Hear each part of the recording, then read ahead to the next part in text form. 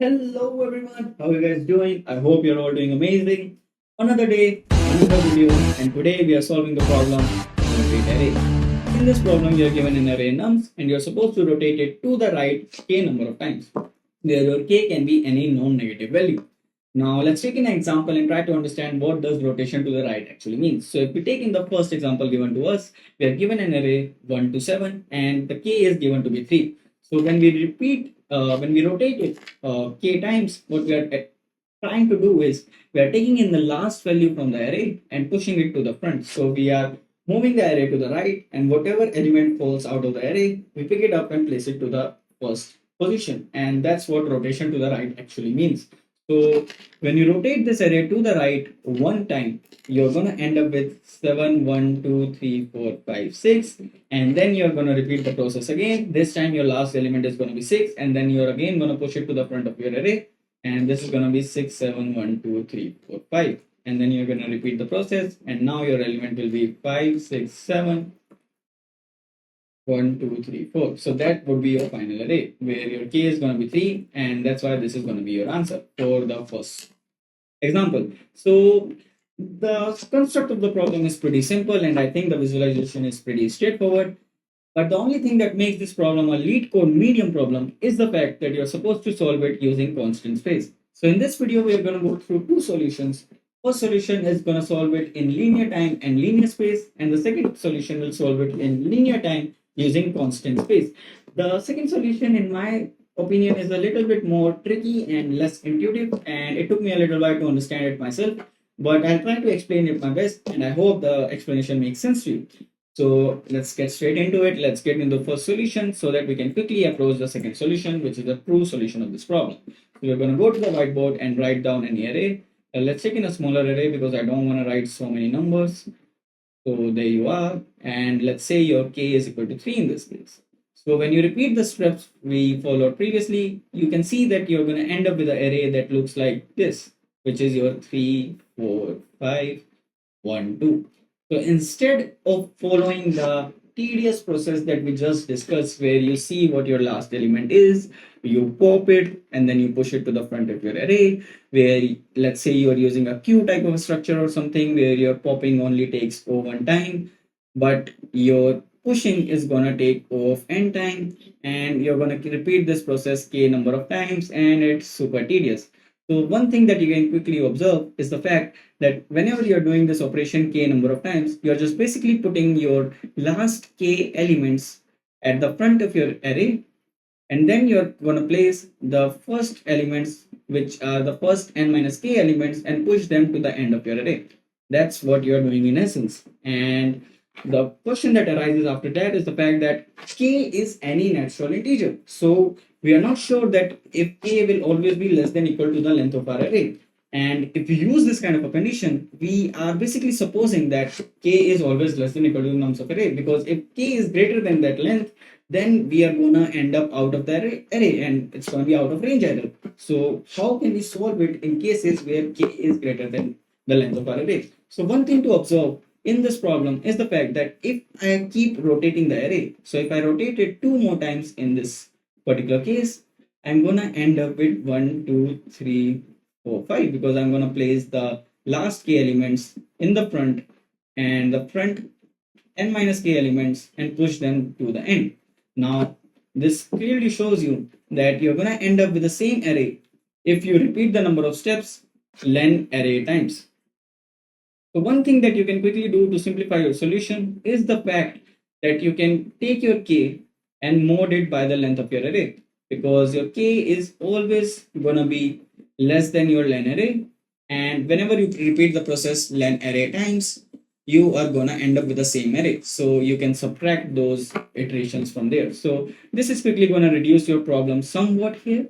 So this is the first observation. Now that we know that our k is always going to be less than our len array, then this solution actually works, where we want to place in the last k elements at the front of our array, and we are going to place in our first few elements towards the end. Now to execute this problem, we actually need a temporary variable, and that temporary variable is going to hold our last k elements for us. And once we have overwritten everything and shifted it to here, where we are shifting each element of the first n minus k elements by the length k.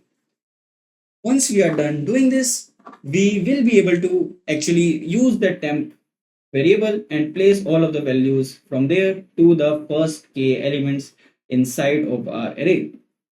So I hope this explanation makes sense, and let's try to code it up in Golang. We'll also go through some of the Golang nuance things for this particular problem, but let's see how we can go through it first.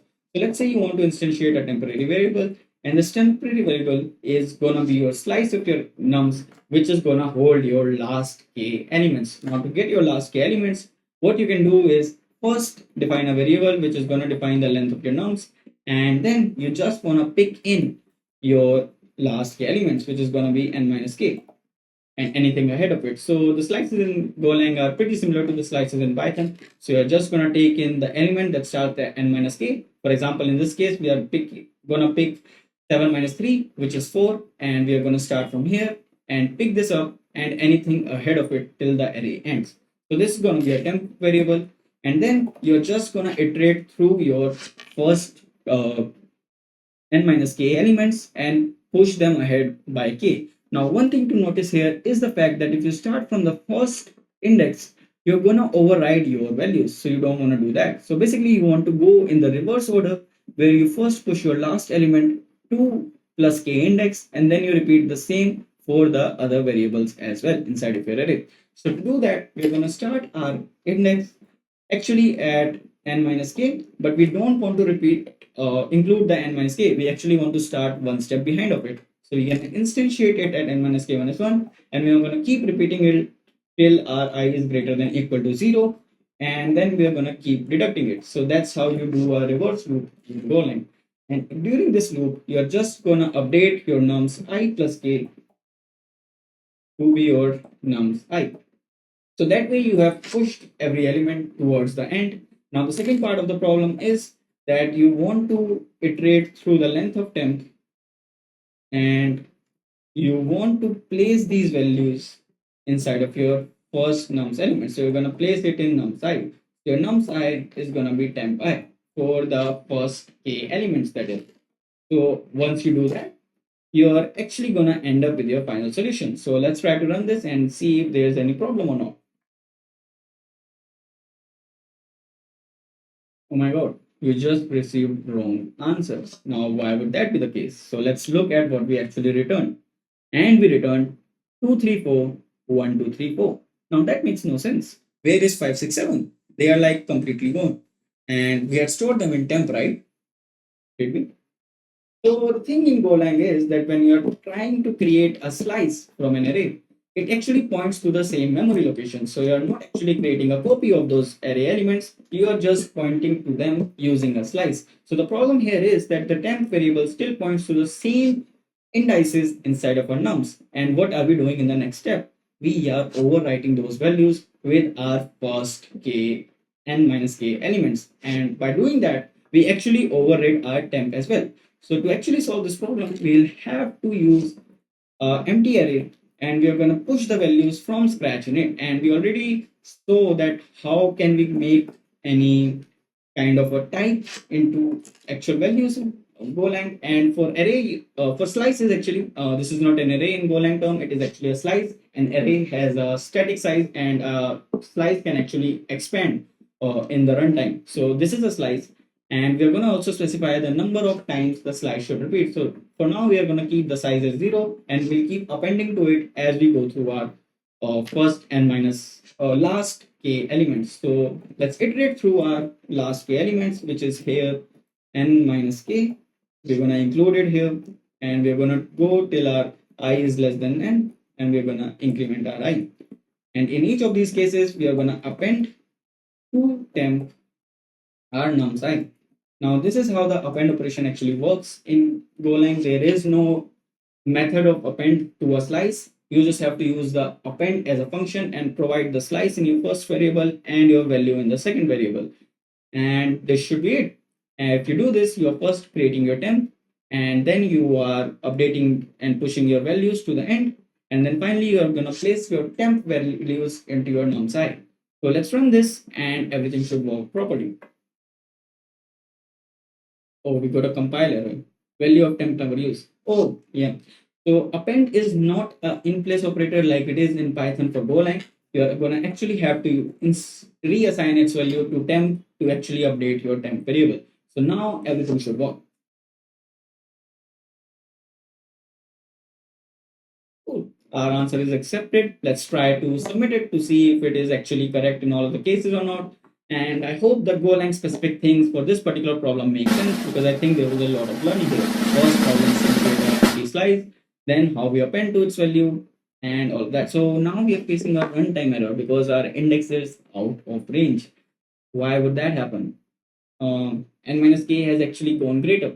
Well, we completely forgot about the modding step. We were also supposed to mod our k by our len array. So let's just do that. Okay, it's great we finally received this problem. Otherwise, you would have never understood why we explained this part. Why do we need to mod it? I think I explained it pretty well, but yeah, I'm just compensating for the mistake I made. So now let's just run this again for sanity. Yeah, it is working. So let's submit it again. Now our k can never be greater than our len nums. So now it should work. Cool, it worked. And it only beats 18% in runtime and it beats more in memory. That's shocking because we are using a lot of memory here. But whatever, this is not our actual solution because our temp increments with our k. It is dependent on the length of our nums. And that's why this is not the solution we are looking for. We want to solve it in constant space without defining any other incremental variable. So how can we actually do that? So to understand that, let's go back to our whiteboard and see how else can we pose this problem so that we don't have to use another variable to solve it. Hello everyone, how's it going? So the video has been hijacked by future me because I just didn't find the explanation for solution 2 good enough, and I will just try to bridge the gaps better in between the first and the second solution and try to give you an intuition on how we can solve such problems. So what we're trying to do here is take up the same example we did before, and we understood till now that we in this problem we are trying to put our last k elements as our first k elements as our updated array, and we are trying to put our first n minus k elements as our last n minus k elements in our updated array. So we are basically trying to put the last k elements as our first k elements and the first n minus k elements as our last n minus k elements. And I'm just repeating myself, but what I'm trying to convey is that somehow we are reversing the array itself. So let's just try it. Let's just try to reverse the array and see what it returns. So if we reverse this array, we finally are returned with the value 5, 4, 3, 2, 1. Now if we compare these two values, we can instantly see that the groups are correct, but if we form a wall at the first k elements, we see that if we reverse these first k elements and individually, and if we reverse these last n minus k elements individually, we'll finally be returned with the array that we actually want. And this will happen because in some sense, we are trying to maintain a wall between these two arrays when we are reversing them, and we want the ordering to be same when we have finally reversed these arrays. So in that sense, what you are trying to do as first step is, first of all, you are trying to reverse your whole array, and so the whole length. Then you are trying to reverse the first k elements. I just can't type, but I hope you are listening to me and that makes sense to you. Then we are going to replace our first k elements, and then finally we are going to reverse our last n minus k element. So I'm just going to put minus to represent that it's the last n minus k element, and I'm not really worried about the open error here, but I hope the intuition is there. What we did was we reversed the whole array, and that put everything in the right groups, and the groups remained correct. And then we reversed the first k elements because their order was incorrect, and then we reversed the last n minus k elements because their order was also messed up. So the groups we corrected using the first reverse, and then we corrected our subgroups using the reverse on a smaller subset. And that way you are going to do the operation in O time, and also you are not going to use any other variable at all. So your space is going to be over 1, which was the requirement of this problem. So that's your solution right there. Let's try to code it up. So we are, for this to solve the solution, we are actually going to write a reverse method. So we are going to define a new function, which is our reverse, and it's going to take in our nums, which is your int comma k, or let's have it take any array. So let's say it's going to take in an array and it's just going to reverse it. So it's not going to take any other variable from us. And to reverse it, what you actually want to do is you want to traverse for its first n minus. So you basically want to traverse its first n by 2 variables in some sense. So len n divide by 2. There's no divide by in this one, right? So just int of len 2. So what happens is, let's take an example really quickly. So let's say you have a even valued array. So you have 0 0 1 1. When you want to reverse it, you just want to iterate through the n by 2 elements, which in this case is going to be 4 by 2. And this is going to return you 1 actually. That's not what you want. This is going to reverse give us 1, and we only want to reverse the first 2 elements. So to actually do that, we will have to do a -1 at the end of the day as well, which is going to taken care of with our less than. So yeah, it makes sense. So you always want to do till n by 2, because if you have a odd length array in that case, which is like 0 0 0 1 1, you still are okay by using this kind of logic, because you're again going to end up with, whenever you will convert it to an integer, you're going to again end up with 2, and your middle element would have been reversed by itself only. So in that way, you don't even want to write it. So this code just makes sense. And then you want to increment it. And for the first key elements, what you want to do is you're just going to place your array I. So you're going to use a temp variable, which is going to store your array I, and you're going to replace your array I with your array n minus I, and then you're going to replace your array n minus I with your temp. Maybe we can do this as a single operator in Golang. I'm not sure if that Python thing works here, but let's hope it does. Array n minus I. Wow, why is it equal to is array I? Yeah, this is what you're basically trying to do. And you're going to do this reverse operation for your whole nums. Then you're going to do this reverse operation for your nums first k elements.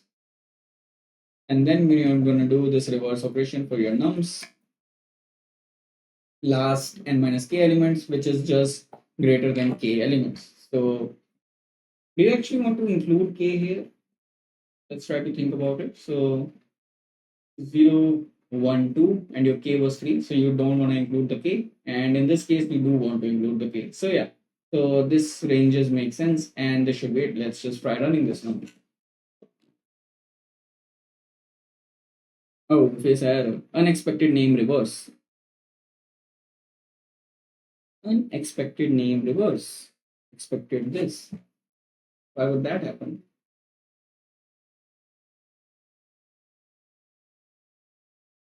Because I don't get it. Why would this happen? Syntax error, line 2. Unexpected name reverse, expected solution go.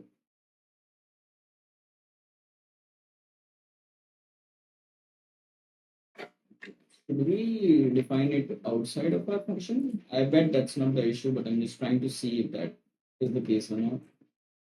Let's just run this again. Undefined n. Oh, so that actually worked. And we're just gonna put it as array. And oh, let's just have another variable defined as an array, because we are using n everywhere and we don't want to spoil that. So yeah, this should be it. Cool. Let's run this again. Runtime error. Index out of range 7 with length 7. And this is happening in cases where our I is actually 0. So it should be n minus I minus 1. Yeah, that makes sense. In reverse order, you're gonna add an additional minus 1 to it. Yeah, so that works. So that solution is actually accepted. Let's submit it, and hopefully it should be much faster than our previous solution and better at. Whoa, we face another error now. Because we again forgot to put a modulo on K. I just explained it as the first thing in the problem and somehow I keep forgetting it. Wow, that's amazing. So let's just do it now. And that should be it. Now I'm finally gonna submit. I'm not going to run. I'm pretty confident about this. Let's just see the results. Oh, in runtime now we beat 100%, so the solution is much faster and somehow it's slower in memory. How is that possible, huh? I thought we are doing it in constant memory here, and we actually are. It's just that it's just lead code being stupid, or if it's not, if it's just because of the function defining a value and then taking it back from the stack, that is also possible. So let me know what do you think it's the problem. But again, we solved both of the cases. Whatever the interviewer wants, we will be able to solve it. We don't want to worry too much about these lead code runtime and memory beats thing, because again it doesn't work half of the time. It has some weird variation to it, and also this is not what you're doing the problems for. You are doing the problems to actually improve your problem solving skills and also get better at interviews. So keep your goal in mind, guys. And that's it for this video. See you next time. Bye bye.